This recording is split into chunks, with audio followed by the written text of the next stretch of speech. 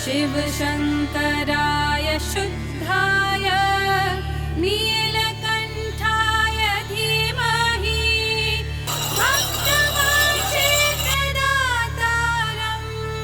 नमः कैलासवासिने।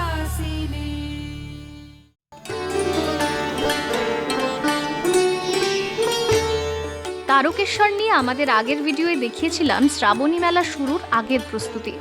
কেন এবারের মেলা আগের সব বারের থেকে আলাদা, কিভাবে জাতীয় উৎসব হওয়ার পথে এগোচ্ছে শ্রাবণী মেলা, আর তার জন্য কতটা তৈরি তারকেশ্বর, সেই ভিডিও অনেকেই হয়তো এই চ্যানেলে দেখেছেন। দেখতে দেখতে আষাঢ় পেরিয়ে বাংলা ক্যালেন্ডার ঢুকে পড়েছে শ্রাবণ মাসে। দিগন্তে ঘন কালো মেঘের ঘনঘটা ছাপিয়ে দূর থেকে ভেসে আসছে বুলবুম ধ্বনি।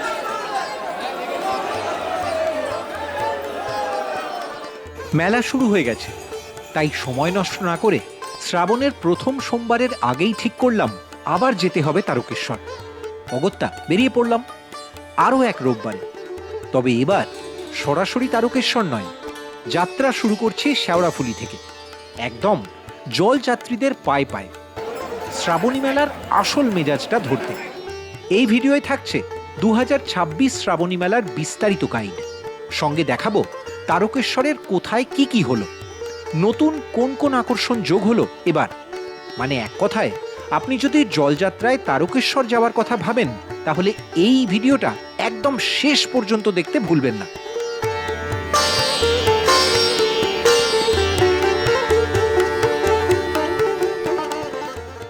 অনেকেই জলযাত্রার এই গোটা রুটটার শেওড়াফুলি পর্যন্ত অংশ হাওড়া থেকে বা অন্য বিভিন্ন অংশ থেকে ট্রেনে আসেন, এবং ট্রেনে আসার পর তারা অনেক সময় কেউ এখান থেকে তারকেশ্বর লোকাল ধরেন, আবার অনেকেই এই শেওড়াফুলি থেকেই হাঁটা শুরু করেন তারকেশ্বরের উদ্দেশ্যে।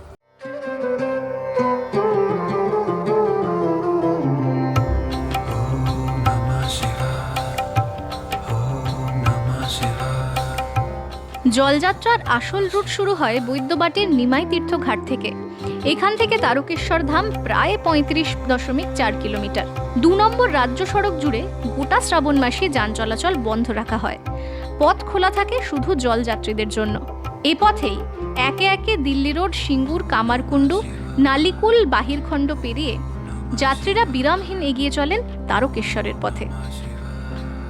তবে সবাই পুরো পথ পায়ে হেঁটে যান না, বাবার টানে দূর দূরান্ত থেকে অনেকেই ছুটে আসেন ট্রেনে। এই সময় যাত্রীদের চাপ সামলাতে বাড়তি ট্রেনের ব্যবস্থা করে রেল। একই সঙ্গে বাড়ানো হয় হাওড়া থেকে শেওড়াফুলি জাংশন এবং তারকেশ্বর লোকাল। আবার অনেক যাত্রী শেওড়াফুলি স্টেশন থেকে সরাসরি তারকেশ্বরের পথ না ধরে রওনা দেন বৈদ্যবাটি নিমাই তীর্থ ঘাটের উদ্দেশ্যে। গঙ্গার ধারের রাস্তা ধরে স্টেশন থেকে ঘাটের দূরত্ব 1.5 কিলোমিটার। এই পথেই এগোতে এগোতে পেরোতে হয় শেওড়াফুলি ফেরিঘাট।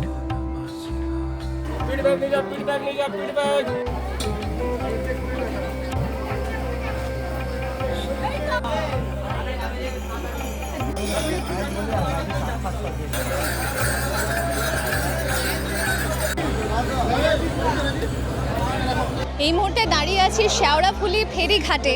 যারা লঞ্চে করে গঙ্গার ওপার থেকে এপারে আসছেন তাদের জন্য কিন্তু এই জায়গাটা, তারা এই জায়গা পেরিয়েই আসছেন। আমার ঠিক উল্টো দিকে, মানে প্রদীপ্ত যেদিকে ক্যামেরা ঘুরিয়েছে, ওপারে ফেরি পেরোলেই কিন্তু ব্যারাকপুর। ওখান থেকে লঞ্চ পেরিয়ে অনেকেই আসছেন এখানে। এখানে আবার অনেকে কিন্তু স্নানও করছেন। আমার এই যে জায়গাটা, এই যে শেওড়াফুলি ফেরিঘাট, এখানে নেমে কিন্তু ডান দিকে রাস্তা চলে যায় নিমাই তীর্থ ঘাটের দিকে, আর বাঁ দিকে রাস্তা চলে যায় শেওড়াফুলি স্টেশনের দিকে। আপাতত এখান থেকে আমরাও জলযাত্রীদের সঙ্গে যাব নিমাই তীর্থ ঘাটের দিকে, কারণ তারকেশ্বরের যাত্রায় নিমাই তীর্থ ঘাট কিন্তু খুব স্পেশাল।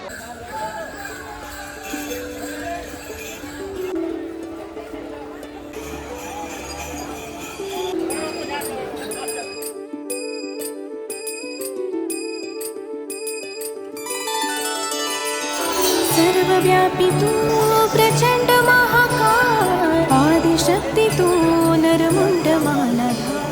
শেওড়াফুলির কোনো একটি ঘাটে যাতে যাত্রীদের ভিড় উপচে না পড়ে, তাই কুমোরপাড়া ঘাট, শ্যামাচরণ চট্টোপাধ্যায় ঘাট, সুঁড়ি ঘাট এবং পোদ্দার ঘাটেও জলযাত্রীদের গঙ্গা স্নানের ব্যবস্থা করা হয়েছে।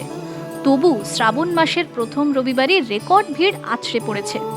হাজার হাজার পায়ের সঙ্গে পা মিলিয়ে আমরাও এগোতে থাকলাম। হুগলি জেলার শতাব্দী প্রাচীন শেওড়াফুলি শহরের এক এক ঘাট পেরিয়ে আমাদের আপাতত লক্ষ্য যেভাবেই হোক নিমাই তীর্থ ঘাটে পৌঁছনো।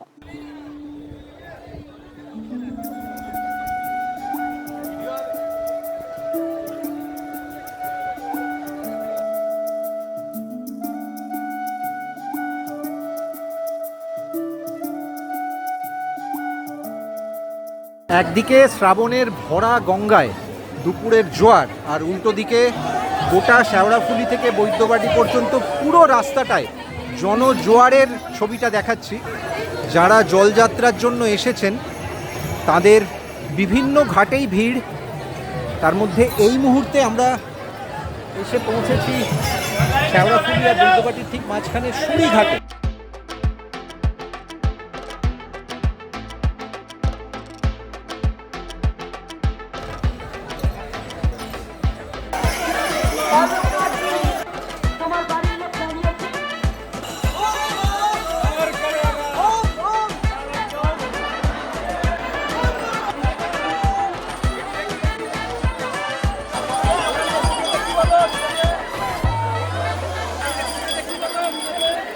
মোটামুটি শেওড়াফুলি থেকে নিমাই তীর্থ মানে বৈদ্যবাটি নিমাই তীর্থ ঘাট পর্যন্ত হেঁটে পৌঁছতে কিন্তু আমাদের 1 ঘন্টারও বেশি সময় লেগে গেছে।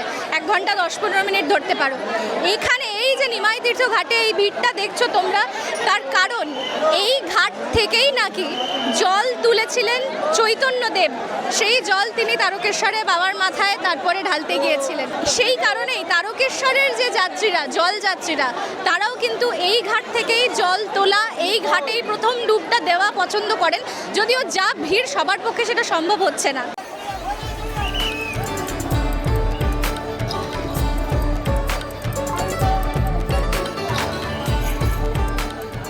সালটা 1827, যখন হুগলি এবং হাওড়ায় রাজত্ব ছিল রাজা হরিশ্চন্দ্র।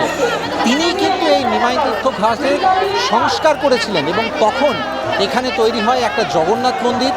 এছাড়া এখানে ভদ্রকালীর মন্দির তো আছে এবং শিবের মন্দির অবশ্যই আছে। এখন যত স্নান যাত্রীরা এখানে আসেন তারা কিন্তু যাত্রা শুরু করার আগে সবসময় চেষ্টা করেন এই ঘাট থেকেই জল নিয়ে যাওয়ার। যদিও সবসময় ভিড়ের কারণে হয়তো স্থানীয় প্রশাসন সেই সুযোগটা সবার ভাগ্যে যে জোটে এমনটা মনে করার কোনো কারণ নেই।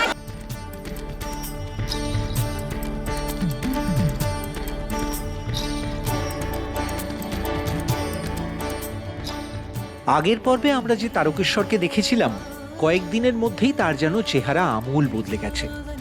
গোটা মন্দির চত্বর সেজে উঠেছে। দুধপুকুরকে ঘিরেও গেরুয়া সাদার ছোঁয়া। তবে শুধু তারকেশ্বর শহর নয়, বৈদ্যবাটি থেকে তারকেশ্বর আসার পথ জুড়েও সারাদিন শুধু একই ছবি। বাঁকের আওয়াজ, কালো কালো মাথার ভিড়, লাখো লাখো ভক্তরা ক্লান্তিহীন হাঁটছেন ভক্তির টানে, আস্থার বিশ্বাসে। এসবই দেখতে দেখতে আমরা যখন তারকেশ্বর পৌঁছলাম ততক্ষণে সন্ধে নেমে গেছে। চারপাশ ঝাঁ চকচকে পরিষ্কার, আলোর সাজে সেজেছে তোরণ। নতুন রঙের ছোঁয়া রাজবাড়ি চত্বরেও।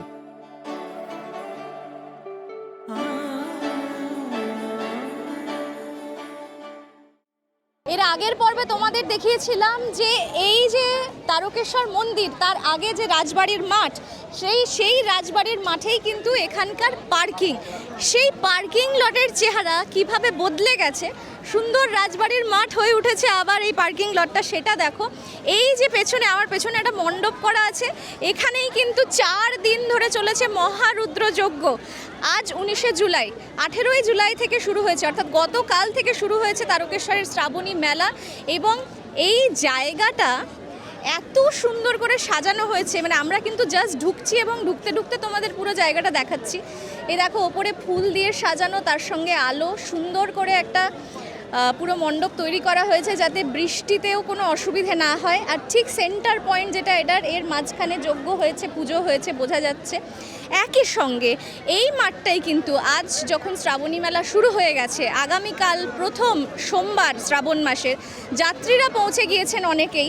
এই পুরো মাঠের একদিক ধরে কিন্তু যাত্রীদের বিশ্রামের ব্যবস্থা করা হয়েছে, তাদের জন্য একটা পুরো যাতে শেড যেটাকে বলা হয়, কাপড় বেঁধে প্যান্ডেল বেঁধে পুরো শেড করা হয়েছে, ফ্যান লাগানো হয়েছে, আলোর ব্যবস্থা দেখতে পাচ্ছি। এবং যাত্রীদের এতটা হেঁটে আসছেন যে যাত্রীরা, তাদের মোটামুটি যতটা সম্ভব ব্যবস্থা করা যায় সেটা কিন্তু এখনও পর্যন্ত আমরা এখানে দেখতে পাচ্ছি। অনেকেই কিন্তু সারা রাত এখানে বিশ্রাম নেবেন এবং সোমবার ভোরবেলা গিয়ে ভোর 4টে থেকে যেটা শুরু হয়, ভোর 4টে 5টা ইনফ্যাক্ট, সেই বাবার মাথায় জল ঢালা সেটা করবেন। সেই কারণে তারা কিন্তু আজ সারা রাত এখানে বিশ্রাম নেবেন।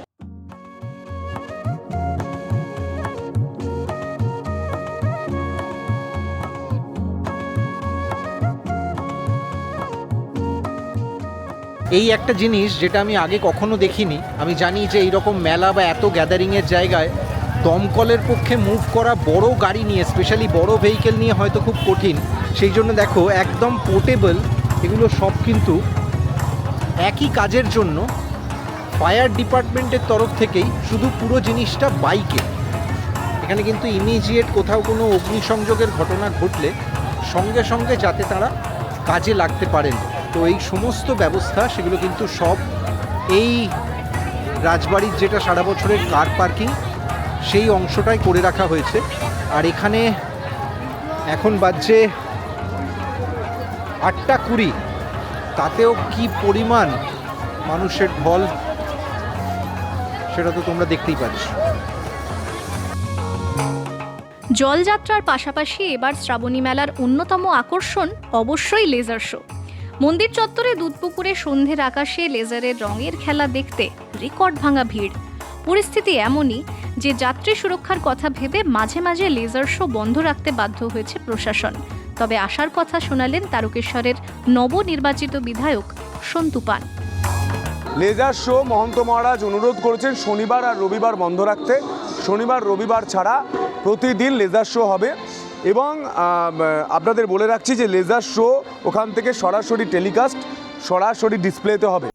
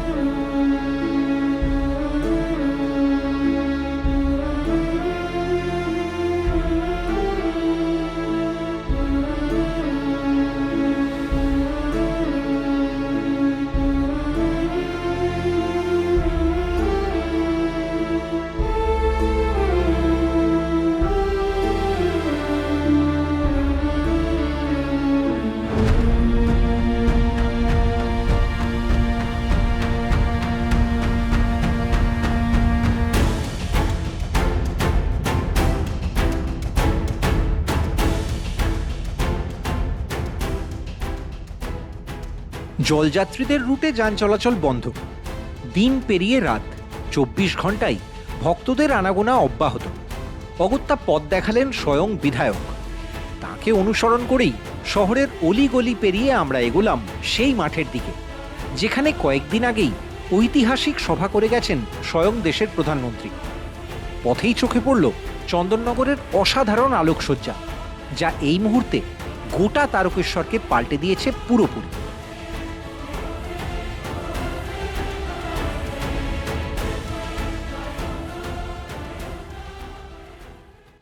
ঘড়ির কাঁটা রাত 9টা পেরিয়ে গেছে, কিন্তু যাকে বলে একদম ইলেকট্রিফাইং অ্যাটমসফিয়ার, মানে বুঝতেই পারছো এই মুহূর্তে যেখানটা রয়েছি এখানেই কিন্তু, যেখানে আর মাত্র কটা দিন আগে একদম পুরো অন্য রকম চেহারা ছিল। এই হচ্ছে তারকেশ্বরের সেই মাঠটা যেখানে প্রধানমন্ত্রী নরেন্দ্র মোদীর সেই বিখ্যাত সভা হয়েছিল, পশ্চিমবঙ্গ দিবস, এবং একেবারে 20শে জুন যে অনুষ্ঠান হয়েছিল, তখনই আমরা এসে তার পরের ছবি তোমাদের দেখিয়েছিলাম। আর আজকের ছবিটা একদম সম্পূর্ণ অন্যরকম। এই যে দেখতে পাচ্ছ এখানে কিন্তু সাংস্কৃতিক অনুষ্ঠান চলছে এবং পুরো দর্শক সমাগম, যারা যাত্রীরা আসছেন সারা রাত হেঁটে বিভিন্ন প্রান্ত থেকে, বাংলার বিভিন্ন অংশ থেকে, তারা এখানে এসে কিন্তু একটা সাংস্কৃতিক অনুষ্ঠানও দেখতে পাচ্ছে। সাংস্কৃতিক অনুষ্ঠান দেখতে পাচ্ছেন চলছে এবং প্রত্যেকদিন হবে? প্রতিদিন সাংস্কৃতিক অনুষ্ঠান রয়েছে শনিবার রবিবার। এবং আমি যারা শিল্পী, বড় শিল্পী রয়েছে তাদেরকেও আমরা অ্যাপ্রোচ করেছি, যারা আসবেন অবশ্যই দেখতে হবে।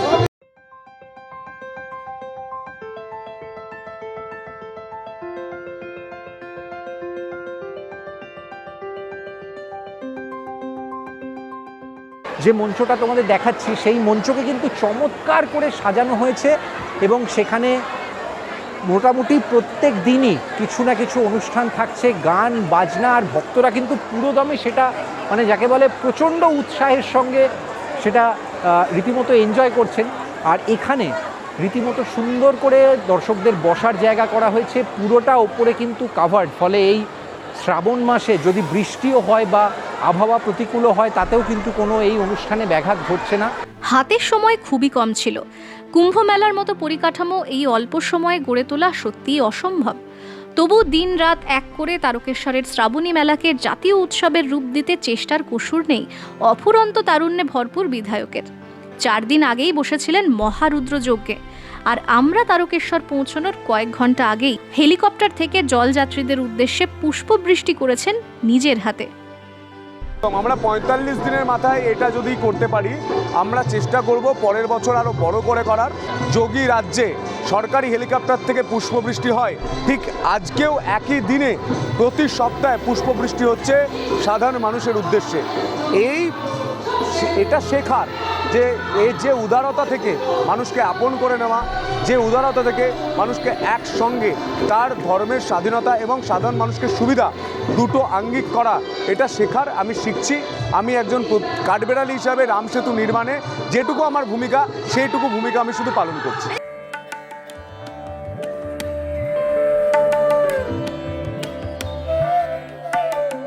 দিন কয়েকের ব্যবধানে বদলে গেছে গোটা মাঠের চেহারা। বিরাট জায়গা জুড়ে বসেছে কর্মকাণ্ড, তারই মধ্যে অন্যতম সেবা শিবির। একদিকে পুরুষ যাত্রীদের জন্য বিশাল তাঁবু, মাথায় ছাদের ব্যবস্থা, সঙ্গে শয়ে শয়ে চেয়ার, আর ক্যাম্প খাটে বিশ্রামের আয়োজন। হলফ করে বলতে পারি এই মাঠ চত্বরে এসে আমরা নিজের চোখে যে ছবি দেখলাম তা হয়তো আপনারা তারকেশ্বরের শ্রাবণী মেলার আগের কোনো ভিডিওয় দেখেননি।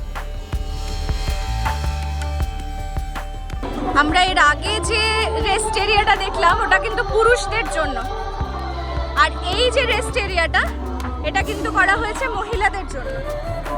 এই হচ্ছে পুরো মাঠ, এখানে পর পর দুটো এরিয়া করা হয়েছে। এই যে লেখা আছে মহিলাদের জন্য, আর এই পাশের ঠিক পাশেই যে রেস্ট এরিয়াটা ওটা কিন্তু পুরুষদের জন্য।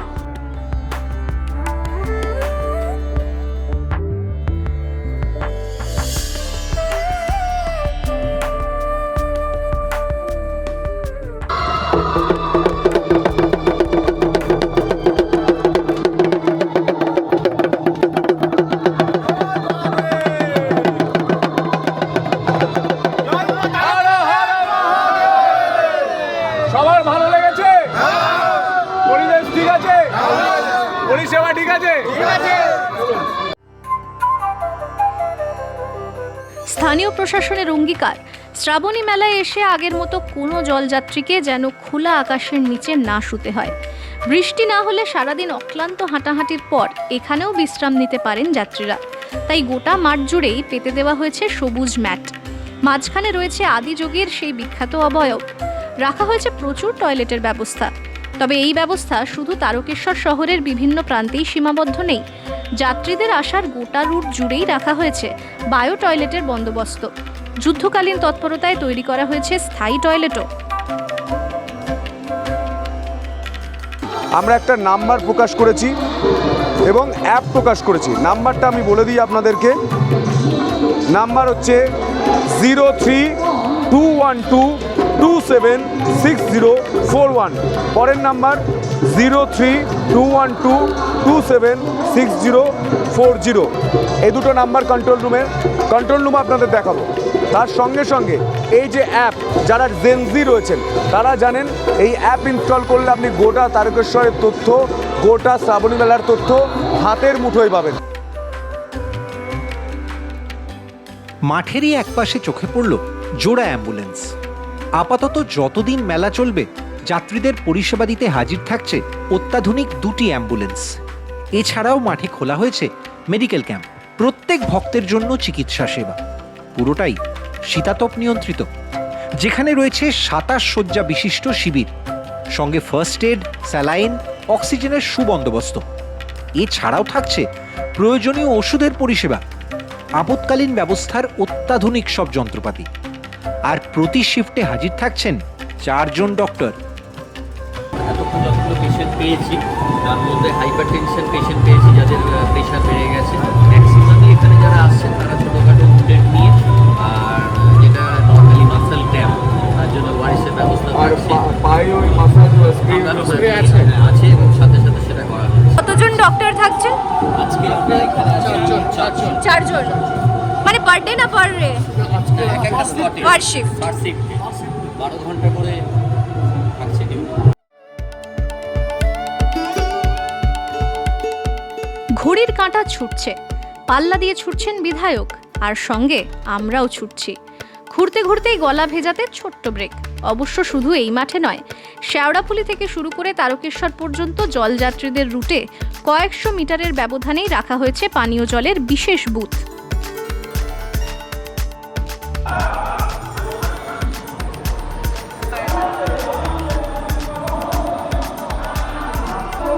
জলই জীবন।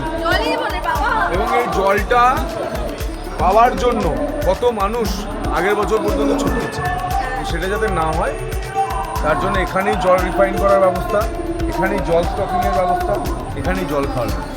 আমরা কিন্তু নিমাই তীর্থ ঘাটের কাছে শেওড়াফুলি, বৈদ্যবাটি সেখানেও দেখেছি, আর মেলা প্রাঙ্গণে এবং তারকেশ্বর চত্বরে এরকম ব্যবস্থা তো প্রচুর প্রচুর জায়গায় রয়েছে। ফলে ভক্তরা এবারে যখনই আসুন, যে দিনেই আসুন এই শ্রাবণী মেলা চলাকালীন, যেটা আয়োজক হিসেবে বিধায়ক নিজেও বলছেন এবং আয়োজকদের প্রত্যেককে নির্দেশ দেওয়া হয়েছে, কেউ যেন রাস্তার ধারে না শোন, অন্তত সেবা কেন্দ্র পর্যন্ত পৌঁছন, আর খাবার, জল এগুলো পেতে, বেসিক সুবিধাগুলো পেতে কারুর যেন কোনো সমস্যা না হয়। এরপর আমরা পৌঁছলাম শ্রাবণী মেলার সেই অংশে যেটাকে স্বচ্ছন্দে মেলার মস্তিষ্ক বলা যায়। লক্ষ যাত্রীর ভিড়, নিশ্ছিদ্র নিরাপত্তা আর পরিষেবার নিরন্তর নজরদারির জন্য তৈরি হয়েছে বিশেষ কন্ট্রোল রুম। এই মুহূর্তে যেখানটায় রয়েছি এটা পুরোটাই এয়ার কন্ডিশন, এবং এটা কিন্তু মেলার ইন্টিগ্রেটেড কন্ট্রোল রুম। এখান থেকে সব কিছুর ব্যবস্থা, কোনো সিনিয়র আধিকারিক তাদের যেমন থাকা, পুরোটা মনিটরিং করা, সেগুলো রয়েছে। একটা কনফারেন্স হল রয়েছে, আরও কী কী আছে সব ভেতরে গিয়ে দেখাচ্ছি। ভেতরে পুরোদমে একটা জায়ান্ট স্ক্রিন, তাতে কিন্তু কন্টিনিউয়াস পুরোটা মনিটরিং করা যাচ্ছে যে কোথায় কি হচ্ছে মেলার, এবং সেটা সেই অনুযায়ী দেখে সঙ্গে সঙ্গে এখানে সমস্ত আধিকারিকরা দ্রুততার সঙ্গে যাতে রিয়্যাক্ট করতে পারেন। এখানে দেখতে পাচ্ছ পরপর সমস্ত সিসিটিভির সমস্ত আউটপুট।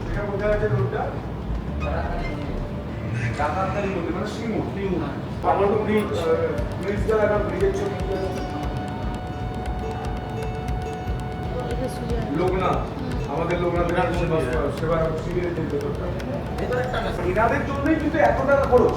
এনাদের কাছে যদি সেবাটা না পৌঁছয় তাহলে কোনো লাভের লাভ কিছু না।